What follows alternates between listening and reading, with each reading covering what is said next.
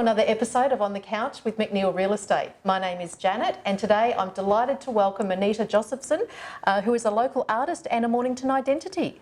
Thanks very much. Thank you. It's a pleasure to have you. Here. Now, Anita, tell us a little bit about yourself and your background. Well, I'd like to think I can just say art. I was formerly in television before when I was young, and I've been concert trained, Melbourne Conservatorium of Music, and also the National Theatre in St Kilda. Oh. And I've had quite a bit of television experience, and it led me into some concerts. And then I gave it up when I came down to the Peninsula 20 years ago, and gave it up to take on art full time. Until then I was a hobby artist. Okay, that's fantastic. So I'm guessing the Peninsula sort of inspired you then to take the art on? Oh, it did actually. Yes, it did, Janet. Yeah. I just loved the seascapes. I was really stuck on seagulls and sand for a long time, and beach boxes, of course, very easy to draw. But I then went into lessons, and there's so many fabulous artists down here that I had a absolutely wealth of experience that I could, just pull Tap in. into. Yeah, yes. It was fabulous. Yep. So, and had a lot of fun. Yep. And I used to be in just about every art show, and the Open Even envelope. I mean, that was where, whatever, Now I'm more consolidated. I work in galleries. Yep. And for 15 years I've worked in a community gallery. And I like to think that I've had something to do with promoting art and artists on the Peninsula. That's my take on it. Yes. Because I really like to encourage artists to get out there, and hang and just have the confidence, to exhibit their art. Yes. I had to be told that. Yes. Because I used to do work on like the size of a matchbox. Yes.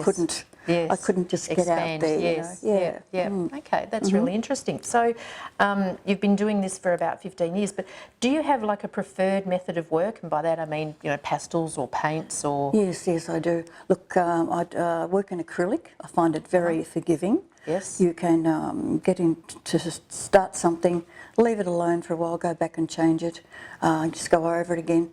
With oil and watercolour, I've tried it and it's scared me knowing, because I'm not a perfect person and I'm not a precise, really tightly organised person. I think with watercolour you need to have that. Right. Yeah. And like a vision of knowing exactly what you're trying to create. Yes, I think it's a bit more technical. Yeah. And I just love just to splash it out there. Yeah. Just have fun and see what happens. And it's very forgiving. Yes. Very forgiving. Yeah, that's great.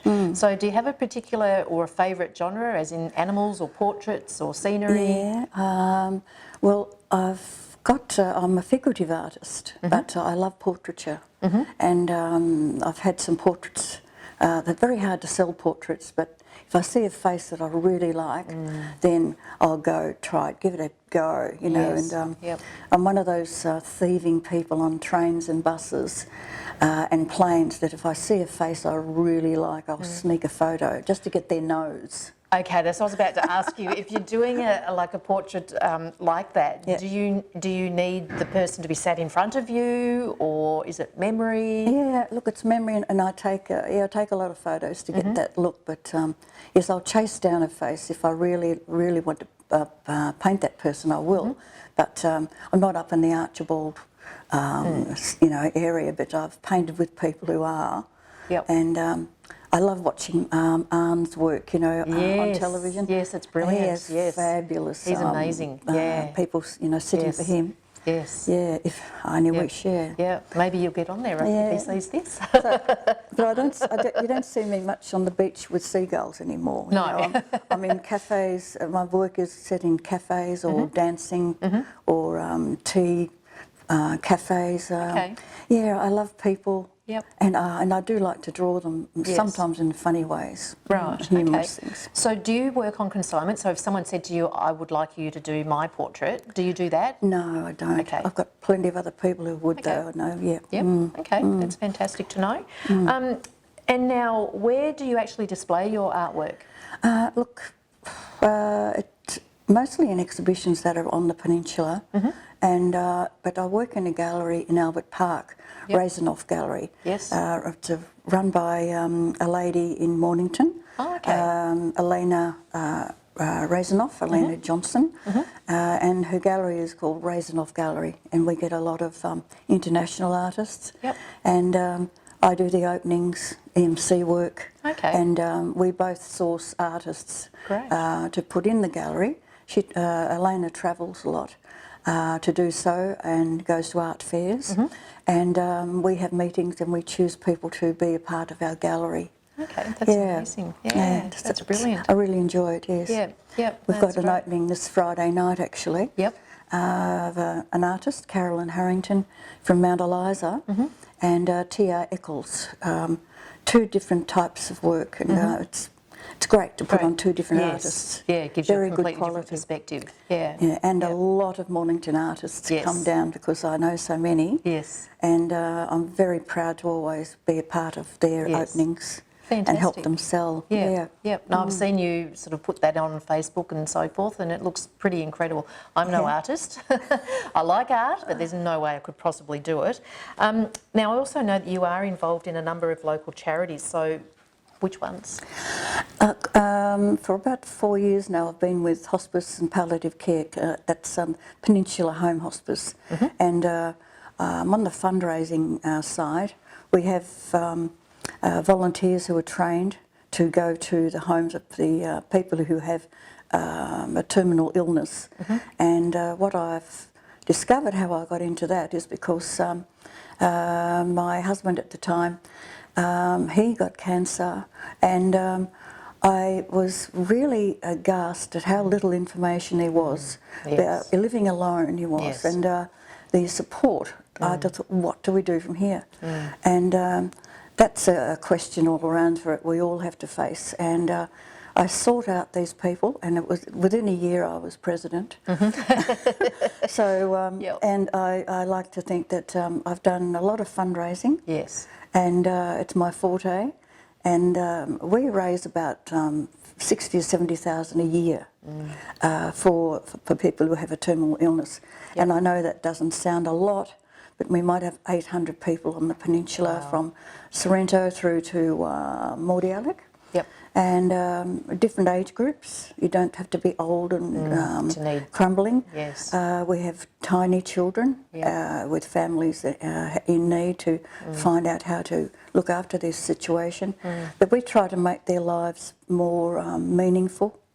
We can, with our fundraising, offer the patients a care at home, and if they want to pick up a hobby or an interest with their time, make their time valuable to them, we'll support that, and we give them a lot of financial support. Oh, that's fantastic. Yeah, brilliant. Oh, thank you for that.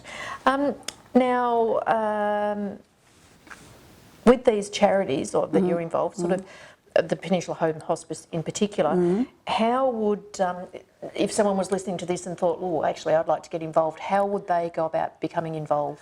Look, our main office, our main head office has been for 2 years now in Main Street, Mornington.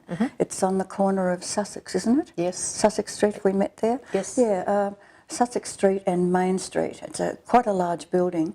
We don't take patients there for treatments, but we give everything to do with the patients, the care and the sending out medicos, getting their life organised. Yep. It's all done from head office. Right. And you get a lot of counselling as well. There's counselling services for children and other people, but it's not a respite care. People think, we'll turn up with my pyjamas and I'll stay over. No, it's not like that. No, it's more the admin back end type. Yeah, and very highly qualified. But if someone wanted to get involved in volunteering, they just ring Hospice and Palliative Care or call in, and our auxiliary meets on a Monday morning, the second Monday of the month, and you'll be very, very welcome. Yep. Okay, that's fantastic. We do fashion parades, we do lunches, we do lunch, Everyone does lunch, but not like we do. No, that's awesome. Now, Anita, what do you do when you're not working?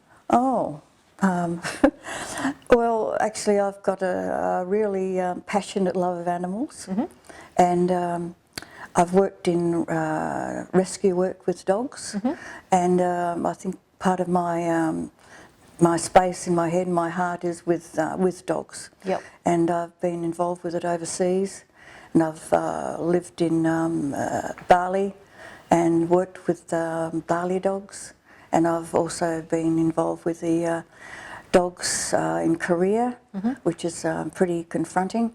And now I've settled back and I support their work, and I am also a dog nanny.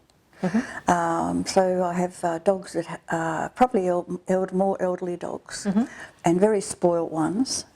And I have them, if they've got one leg or three, or one eye or two, or no hearing, then I'm probably I probably like working with that. It's, you know, disability and with dogs. Yes. But I also have some very fit dogs too. Yep.